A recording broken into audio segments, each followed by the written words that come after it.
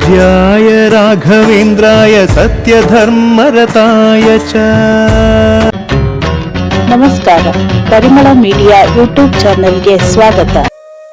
ನಾವು ಹಿಂದಿನ ಸಂಚಿಕೆಯಲ್ಲಿ ತಿಮ್ಮಣ್ಣ ಮತ್ತು ಗೋಪಿಕಾಂಬಳಿಗೆ ಇಬ್ಬರು ಮಕ್ಕಳಿದ್ದರೂ ಇಬ್ಬರಿಗೂ ಮತ್ತೊಂದು ಮಗು ಬೇಕೆಂಬ ಬಯಕೆಯಾದ ವಿಚಾರವನ್ನು ತಿಳಿದುಕೊಂಡಿದ್ದೆವು.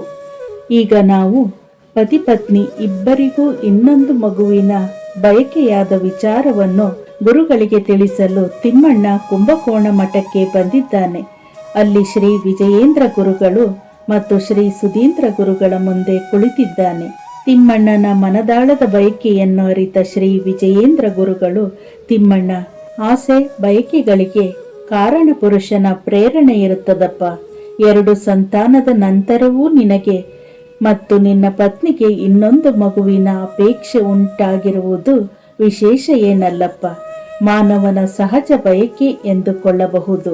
ಪ್ರತಿಯೊಬ್ಬರದ್ದು ಒಂದೊಂದು ಅವತಾರ, ಅಭಿನಯ ಪಾತ್ರವಪ್ಪ ಎಂದು ಸೂಕ್ಷ್ಮವಾಗಿ ಪವಾಡ ಪುರುಷರೊಬ್ಬರು ತಿಮ್ಮಣ್ಣ ದಂಪತಿಗಳಿಗೆ ಪುತ್ರನಾಗಿ ಬರುವ ವಿಚಾರವನ್ನು ಶ್ರೀ ವಿಜಯೇಂದ್ರ ಗುರುಗಳು ತಿಮ್ಮಣ್ಣನಿಗೆ ತಿಳಿಸಿ, ತಿಮ್ಮಣ್ಣ, ನಿನ್ನಲ್ಲಿ ಮತ್ತು ನಿನ್ನ ಪತ್ನಿಯಲ್ಲಿ ಬಯಕೆ ಏರ್ಪಟ್ಟಿದೆ. ಭಗವಂತನನ್ನು ಸೇವಿಸು, ಬೇರೆ ಪ್ರಶ್ನೆ ಬೇಡ. ಈ ಕೂಡಲೇ ನೀವು ದಂಪತಿಗಳಿಬ್ಬರು ತಿರುಪತಿಗೆ ಹೋಗಿ ಎಲ್ಲವೂ ಮಂಗಳವೇ ಆಗುತ್ತದೆ ಎಂದು ತಿಮ್ಮಣ್ಣನಿಗೆ ಆಶೀರ್ವಾದ ಮಾಡಿ ತಿಮ್ಮಣ್ಣನನ್ನು ಅಲ್ಲಿಂದ ಕಳಿಸುತ್ತಾರೆ. ತಿಮ್ಮಣ್ಣ ಗುರುಗಳಿಗೆ ನಮಸ್ಕರಿಸಿ ಮಂತ್ರಾಕ್ಷತೆ ಸ್ವೀಕರಿಸಿ ಅಲ್ಲಿಂದ ನಿರ್ಗಮಿಸುತ್ತಾನೆ. ನಂತರ ತಿಮ್ಮಣ್ಣ ಮತ್ತು ಗೋಪಿಕಾಂಬ ಇಬ್ಬರು ತಿರುಪತಿಗೆ ಬರುತ್ತಾರೆ.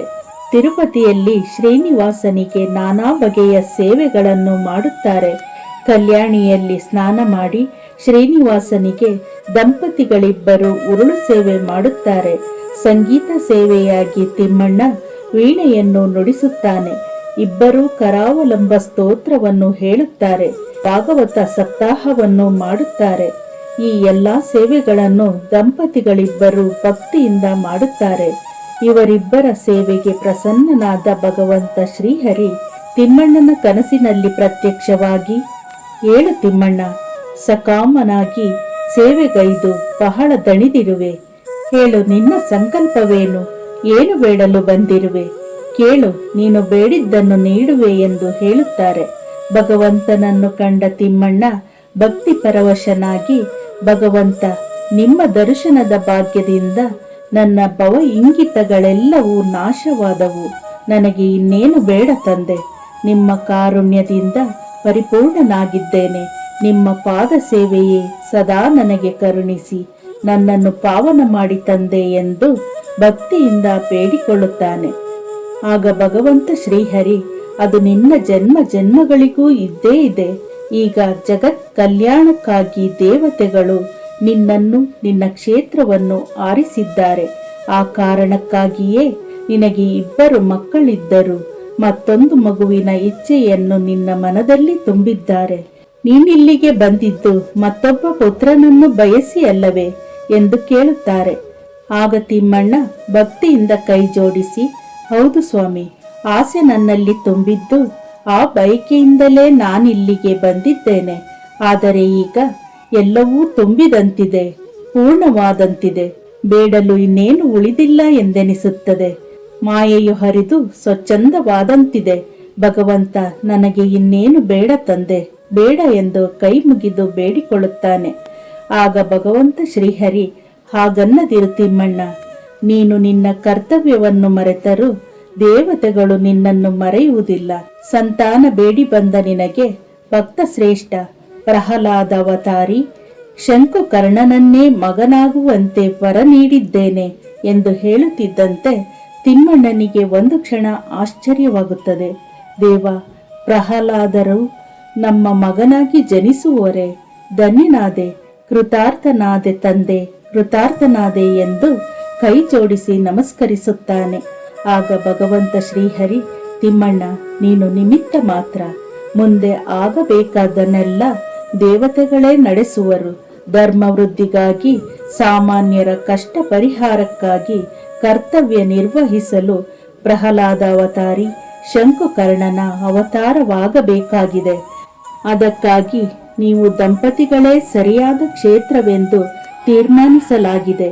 ಮುಂದಿನದನ್ನು ಚಿಂತಿಸದೆ ಬಂದ ಭಾಗ್ಯವನ್ನು ಸ್ವೀಕರಿಸು ಎಂದು ವರ ನೀಡಿದ ಭಗವಂತ ಶ್ರೀಹರಿ, ನೀನು ಕನಸಿನಲ್ಲಿ ಪಡೆದ ಈ ವರ ನಿನ್ನ ನೆನಪಿನ ಅಂಗಳದಲ್ಲಿ ಉಳಿಯದೆ ಹೋಗಲಿ ಎಂದು ಶಾಪವನ್ನು ನೀಡಿ ಅದೃಶ್ಯರಾಗುತ್ತಾರೆ.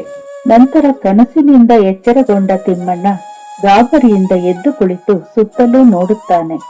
ಪಕ್ಕದಲ್ಲಿ ಮಲಗಿದ್ದ ಪತ್ನಿಯನ್ನು ಎಚ್ಚರಿಸುತ್ತಾನೆ. ಎಚ್ಚರಗೊಂಡ ಗೋಪಿಕಾಂಬ ಎದ್ದು ಕುಳಿತು, ಅಯ್ಯೋ ಇದು ಕನಸೇ, ಸುಮ್ಮನೆ ಎಬ್ಬಿಸಿ ಬಿಟ್ಟಿರಲ್ಲ, ಸುಂದರವಾದ ಮಗುವೊಂದು ಕೈತಪ್ಪಿ ಹೋಯಿತೆ ಎಂದು ಗೋಪಿಕಾಂಬ ಬೇಸರ ವ್ಯಕ್ತಪಡಿಸುತ್ತಾಳೆ. ಹೆಂಡತಿಯ ಮಾತನ್ನು ಕೇಳಿದ ತಿಮ್ಮಣ್ಣ, ಗೋಪಿ ನಿನಗೂ ಕನಸೇ ಎಂದು ಕೇಳುತ್ತಾನೆ. ಆಗ ಗೋಪಿಕಾಂಬ, ಹೌದು ಸ್ವಾಮಿ ಶ್ರೀನಿವಾಸ ಕನಸಿನಲ್ಲಿ ಎಂದು ಹೇಳುತ್ತಿದ್ದಂತೆ ಪತ್ನಿಯ ಮಾತನ್ನು ಕೇಳಿ ತಿಮ್ಮಣ್ಣನಿಗೆ ಆಶ್ಚರ್ಯವಾಗುತ್ತದೆ. ನಿನ್ನ ಕನಸಿನಲ್ಲೂ ಶ್ರೀನಿವಾಸನೇ ಎಂದು ಕೇಳುತ್ತಾನೆ.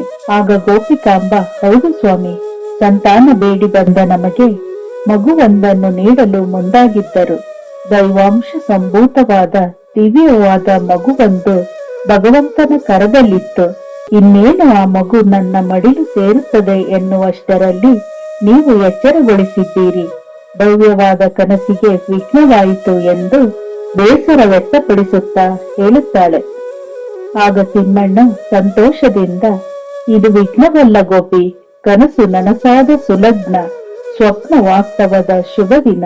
ನಿದ್ರಾವಸ್ಥೆಯಲ್ಲಿ ನಮ್ಮ ಪ್ರಭು ಶ್ರೀನಿವಾಸರು ನನ್ನೆದುರು ಅವತರಿಸಿ ಜಗದೋದ್ಧಾರಕನಾದ ಸತ್ಪುರುಷ ನಿಮಗೆ ಜನಿಸುತ್ತಾನೆ ಎಂದು ಹೇಳಿದಂತಾಯಿತು ಎಂದು ತಿಮ್ಮಣ್ಣ ಆನಂದಭರಿತನಾಗಿ ಹೇಳುತ್ತಿದ್ದಂತೆ ಗೋಪಿಕಾಂಬಳಿಗೂ ಸಂತೋಷವಾಗಿ, ಶ್ರೀನಿವಾಸ ನಿಮ್ಮ ಕನಸಿನಲ್ಲೂ ಬಂದಿದ್ದರೆ ಹಾಗಾದರೆ ನಮ್ಮ ವ್ರತ ಪೂರ್ಣವಾದಂತಾಯಿತು ಎಂದು ಸಂತೋಷ ವ್ಯಕ್ತಪಡಿಸುತ್ತಾಳೆ. ಆಗ ತಿಮ್ಮಣ್ಣ, ಅಷ್ಟೇ ಅಲ್ಲ ಗೋಪಿ, ಸಾರ್ಥಕವೂ ಆಯ್ತು, ಬೆಳಗಿನ ಜಾವದ ಕನಸು ನನಸಾಗದೇ ಇರದು ಎಂದು ಹೇಳುತ್ತಾನೆ.